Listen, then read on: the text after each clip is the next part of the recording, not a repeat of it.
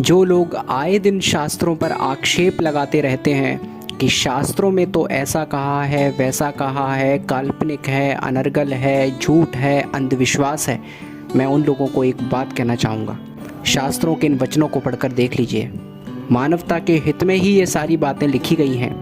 यदि ये झूठ भी हैं, काल्पनिक भी हैं कि प्रेत जैसा कुछ नहीं होता, स्वर्ग नरक जैसा कुछ नहीं होता, तो फिर भी मनुष्य को मनुष्यत्व पर चलाने के लिए, मनुष्य को इंसानियत के हक में कार्य करने के लिए ही शास्त्र में ये वचन लिखे गए हैं। यदि हम इन पर चलें तो हम इंसानियत के मार्ग पर चल पाएंगे और धरती को जन्नत बना देंगे।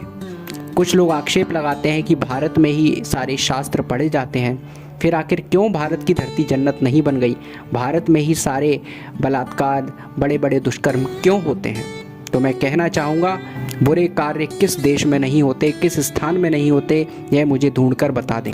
और जहाँ तक भारत की सब बात है, तो भारत अपने शास्त्रों से, अपने धर्म से, अपनी संस्कृति से इतना दूर हो चुका है कि वो यहाँ पर भी बुरे कार्य होने लगे हैं।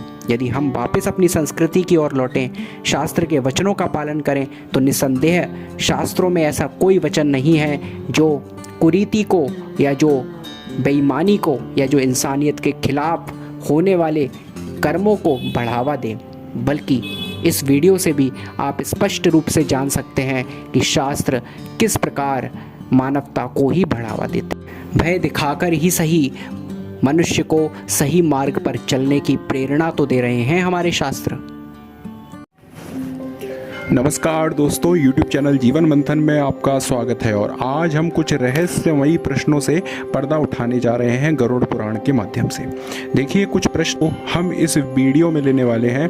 वो क्वेश्चंस हैं जैसे कि प्रेतों की उत्पत्ति कैसे होती है, वे कैसे चलते हैं, उनका कैसा रूप होता है, कैसा भोजन होता है, और वे किस प्रकार प्रसन्न होते हैं, और उनका निवास कहाँ होता है, यानी वो रहते कहाँ हैं।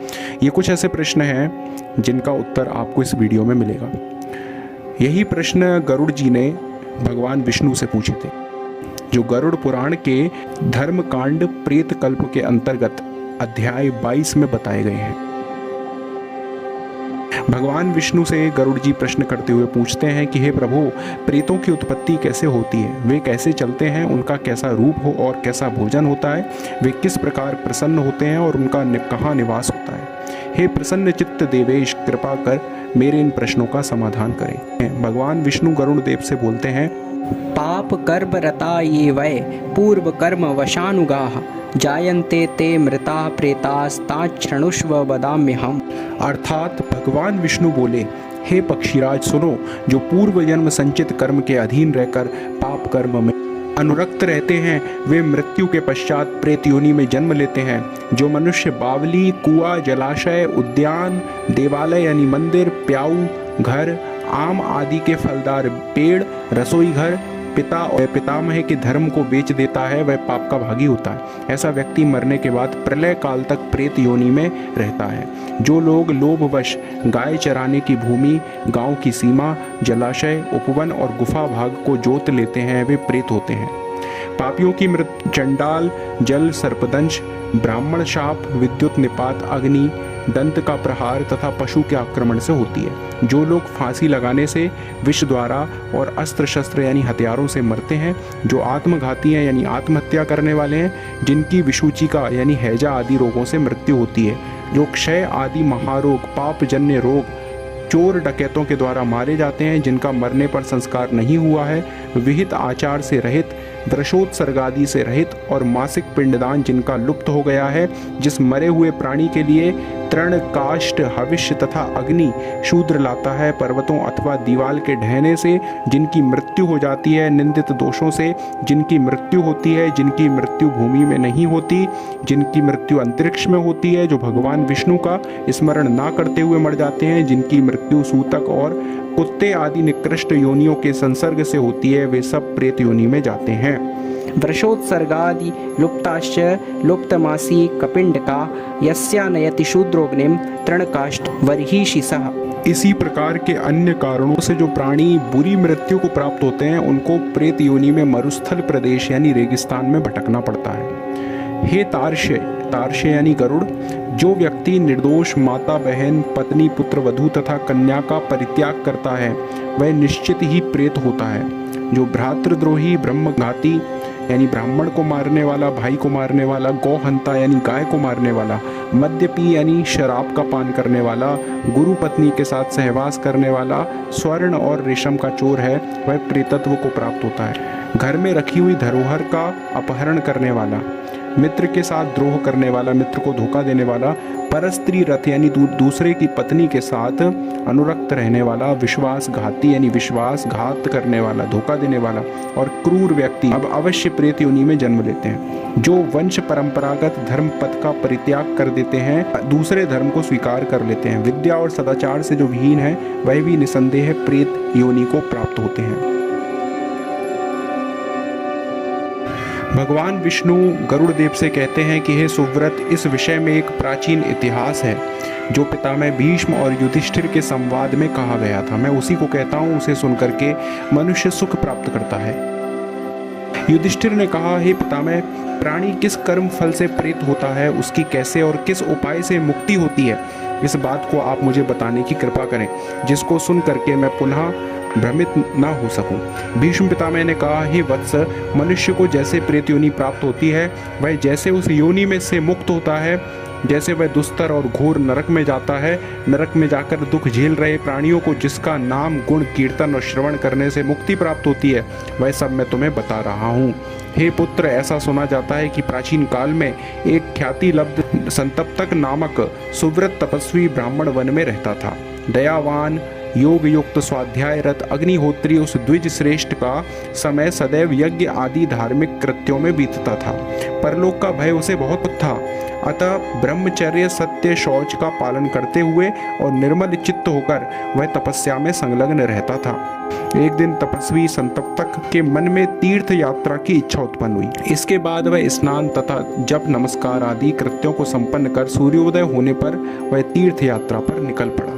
चलते चलते वह महातपस्वी ब्राह्मण मार्ग भूल गया। भ्रांत मार्ग में चलते हुए यानी भटके हुए रास्ते पर चलते हुए उसे अत्यंत भयानक 5 प्रेत दिखाई पड़े। उस निर्जन वन में विकृत शरीर वाले भयंकर प्रेतों को देखकर ब्राह्मण का हृदय कुछ भयभीत हो उठा। अतः वहीं पर खड़े होकर वह विस्फारित नेत्रों से उसी ओर देखता रहा। तत्पश्चात ब्राह्मण ने अपने भय को दूर करके धैर्य का सहारा लिया और मधुर भाषा में पूछा, हे विकृत मुख वालों, तुम सब कौन हो? कैसा पाप कर्म तुम लोगों ने किया है जिसके फल स्वरूप तुम्हें यह विकृति प्राप्त हुई है? तुम सब कहाँ जाने का निश्चय कर रहे हो? प्रेतराज ने कहा, हे द्विजश्रेष्ठ, हम सभी ने अपने अपने कर्म के कारण प्रेत योनि को प्राप्त किया है। दूसरों के द्रोह में रत रहने के कारण हम पाप और मृत्यु के वश में हुए। नित्य भूख प्यास से पीड़ित रहकर यह प्रेत जीवन बिता रहे हैं। हम लोगों की वाणी उसी पाप से विनष्ट हो गई है, शरीर कांतिहीन हो गया है, हम संज्ञाहीन और विकृत चित्त वाले हो गए हैं। हे तात, हमें दिशाओं तथा विदिशाओं का कोई ज्ञान नहीं है। पाप कर्म से पिशाच बने हुए हम मूढ़ प्राणी कहाँ जा रहे हैं इसका भी हमें ज्ञान नहीं है। हम लोगों के न माता हैं और न पिता हैं। अपने कर्मों के फल स्वरूप अत्यंत दुखदायी यह प्रेत योनि हम सभी को प्राप्त हुई है। हे ब्रह्मन, आपके दर्शन से हम लोग अत्यधिक प्रसन्न हैं। आप क्षण भर के लिए रुकें, आपसे हम अपना संपूर्ण वृत्तांत प्रारंभ से कहेंगे। उनमें से एक प्रेत ने कहा, हे ब्राह्मण देव, मेरा नाम पर्युषित है। यह दूसरा सूचिमुख, तीसरा शीघ्रग, चौथा रोधक और 5वां लेखक है। ब्राह्मण ने कहा, हे प्रेत, प्राणी को कर्म फल के अनुसार प्रेत योनि मिलती है, यह तो ठीक बात है, पर अपने जो नाम तुम बताते हो उसके प्राप्त होने का क्या कारण है? तो प्रेतराज ने कहा, हे द्विजश्रेष्ठ, मैंने सदैव स्वादिष्ट भोजन किया और ब्राह्मण को बासी अन्न दिया है, इसी कारण मेरा नाम पर्युषित यानी बासी पड़ गया। भूखे ब्राह्मण की याचना को सुनकर यह शीघ्र ही वहां से हट जाता था, इसीलिए यह शीघ्रक नामक प्रेत हुआ। अन्न आदि की इच्छा से इसने बहुत से ब्राह्मणों को पीड़ित किया था, इस कारण यह सूचीमुख नामक प्रेत हो गया। इसने पोष्य वर्ग एवं ब्राह्मणों को दिए बिना अकेले ही मिठाइयाँ खाई थीं, इसलिए इसको रोधक कहा गया। यह कुछ मांगने पर मौन धारण करके पृथ्वी को रेदने लगता था, अतः उस कर्म फल के कारण यह लेखक कहलाया। हे ब्राह्मण, कर्म भाव से ही प्रेतत्व और इस प्रकार के नामों की प्राप्ति होती है। यह लेखक मेषमुख, रोदक, पर्वताकार मुख वाला, शीघ्रक, पशु की तरह मुख वाला और सूचक सुई के समान मुख वाला है। इसके बेढंगे रूप को देखें। हे नाथ, हम अत्यंत दुखी हैं। मायावी रूप बनाकर हम लोग पृथ्वी पर विचरण करते हैं। हम सभी अपने ही कर्म से विकृत आकार वाले, लंबे ओठ वाले, विकृत मुख वाले और बृहद शरीर वाले तथा भयावह हो रहे हैं। हे विप्र, यह सब मैंने आपसे प्रेतत्व का कारण बता दिया। आपके दर्शन से हम सभी में ज्ञान उत्पन्न हो गया है। आपकी जिस बात को सुनने की रुचि हो वह आप पूछें, उसे मैं आपको बताने के लिए तैयार हूँ। ब्राह्मण ने कहा, हे प्रेतराज, पृथ्वी पर जो भी जीव जीते हैं वे सब आहार से ही जीवित रहते हैं। तुम लोगों के भी आहार को सुनने की मेरी इच्छा है। प्रेतों ने कहा, हे द्विजराज, यदि आपकी श्रद्धा हमारे आहार को जानने की है तो सावधान होकर के आप सुने। हम सभी का आहार समस्त प्राणियों के लिए निंदनीय है, जिसको सुनकर आप बार बार निंदा करेंगे।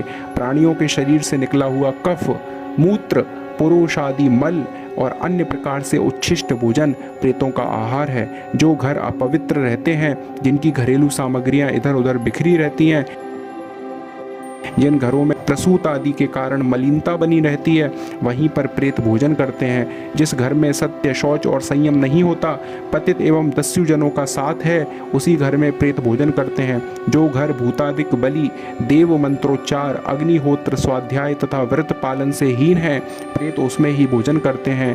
जो घर लज्जा एवं मर्यादा से रहित है, जहाँ माता पिता और गुरुजनों की पूजा नहीं होती, प्रेत वहाँ ही भोजन करते हैं।